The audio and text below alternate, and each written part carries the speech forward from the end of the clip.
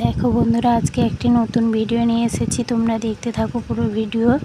আজকে তোমাদের দাদা আর আমার বাবা, মাসি, মেসো সবাই মিলে নদীতে মাছ ধরতে গিয়েছিল। দেখো এই মাছগুলো ধরে নিয়ে এসেছে। শুধু মাছ না, অনেক রকমের কাঁকড়াও ধরে নিয়ে এসেছে। তোমরা পুরো ভিডিওটা দেখতে থাকো। দেখো এই কাঁকড়াগুলো খেতে কিন্তু খুব ভালো লাগে। তোমরা কারা কারা কাঁকড়া খেতে ভালো লাগে আমাকে কমেন্টে জানাও। দেখো এখানে দু রকমের কাঁকড়াও আছে। আর এই কাঁকড়াগুলো কি বলবো, তোমরা দেখো এই কাঁকড়াগুলো দেখতে কিন্তু খুব ভালো। এর কারণটাও বলছি, এরা খুব চুপচাপ, যত তুমি হাত দেবে কামড়াবে না।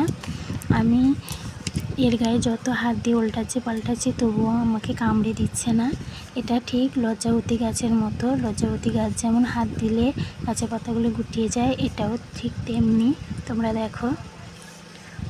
আর এই কাঁকড়াগুলো কী আর বলবো, খুব সুন্দর দেখতে, টকটকে লাল, খেতেও খুব মিষ্টি হয়। এইগুলো নদীর চাতে থাকে, নদীর চাঁদ পুরো লাল হয়ে যায়। আমরা একে লাল কাঁকড়া বলি। তোমরা একে কী কাঁকড়া বলো কমেন্টে জানাও। দেখো এই কাঁকড়াগুলো দেখতে থাকো তোমরা। এই কাঁকড়াগুলো প্রায় 5 থেকে 6 কেজি মতো ধরে এনেছে।